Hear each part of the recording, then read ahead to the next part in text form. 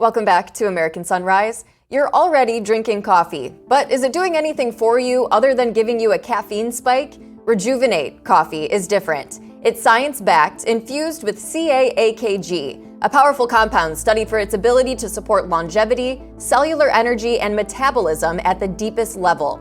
That means sharper mornings, no crash, more focus, body will thank you for. I drink it because I care about my health, my energy, and how I show up for my family, for my work, and the life that I want to build. So if you're going to drink coffee anyway, make it one that works as hard as you do. Head to 1775coffee.com/RAV and use the code RAV for 10% off your order and start your mornings with something that fuels more than just your body. It fuels your principles. Don't just wake up, rejuvenate.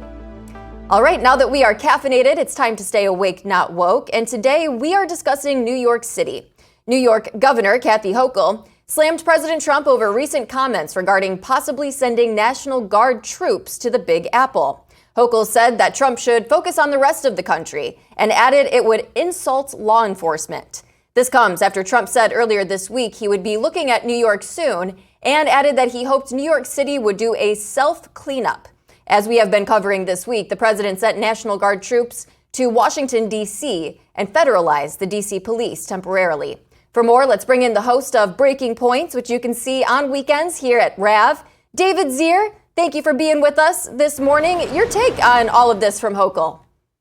Oh man, she's such a hypocrite. You know, she put the National Guard on the subway, and now she's slamming Trump for threatening the Guard troops. And I care about the police of New York, and what an insult to the NYPD. It's crazy, Emily. And listen, D.C. has the Home Rule Act, and there is no governor in D.C., and the mayor doesn't control the D.C. Guard. So the president is exercising his authority to do this. New York is a little different, a little harder to do. He could probably pull it off with some federal intervention if they needed to go there.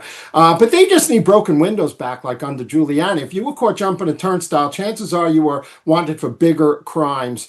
And listen, the New York City needs economic incentives. Do you know that there was only 1,000 jobs created out of 8 million people for the first half of 2025 in New York City? And now we're on the precipice of electing a socialist who doesn't like the police department, so it could get worse. And listen, there's been some heinous crimes, Emily, in the last week in New York City. A 17-year-old shot 3 in Times Square, multiple subway attacks, shoving people on the platform, off the platform onto the tracks, open-air drug and prostitution markets in daylight hours in East Harlem, the Bronx, Queens.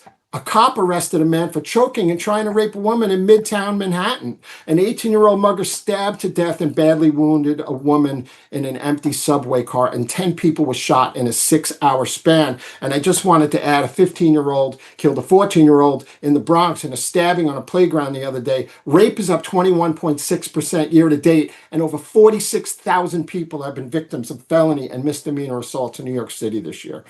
My gosh, David, when you run through all of those statistics, it really paints the picture of a terrifying situation in the Big Apple right now. You brought this up, the socialist in the mayoral race, Zohan Mamdani. Quickly weigh in on what's been going on with him. Well, listen, he's leading. The latest poll has him at 44%. I see the only path for victory for the Republican or the other Democratic candidates is through a plurality. I don't think Adams can pull it off. He's only polling at 7% in the last poll. He's got a 13% approval rating in Brooklyn, where he was, a Democratic leader for 8 years. He only polls 16% with black people. But Mamdani, could win this thing very easily. And I don't know if you saw Lebedo on Staten Island. That was hysterical. He's very crass, Lebedo, but he has a point. He cares about New York City. Staten Island has a lower crime rate than the rest of New York City. And by the way, Emily, Washington, D.C. has 6 times the murder rate of New York City. And there's other cities. Washington, D.C. is 4th in murder. You got St. Louis, Baltimore, New Orleans, and then after D.C. got Memphis and Detroit, and Albuquerque, New Mexico. And the New Mexico governor, I think, and the county exec of the northern county with high crime is asking for Trump to help over there. Yeah, it sounds like we got to crack down on crime all over this country, David. But I know that you have a really great show coming up for us this weekend. What is coming up on Breaking Point? I have Lieutenant Governor Pam Evett in South Carolina. She's been there for 7 years, running for governor. Nancy Mace, Alan Wilson. It's a crowded field. There's going to be fireworks. Pam Evett couldn't be nicer, though. We spent time with her on the campaign trail for Trump. I got the Iranian resistance leader, Ali Jafarzadeh, about new classified docs released last week, identifying the top 25 Iranians and their intelligence services. I've got Farmer Brian Reisinger on the effects of tariffs in the short term and long-term gains for them, and then junk in our processed foods compared to fresh produce from the farms. And I got a great show for you, so do not miss it. It sounds like it's going to be a great show. David Zere, thank you so much for your time this morning. Thank you, Emily.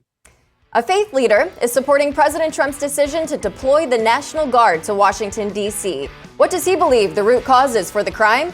We ask Bishop E.W. Jackson next on American Sunrise. Stay with us.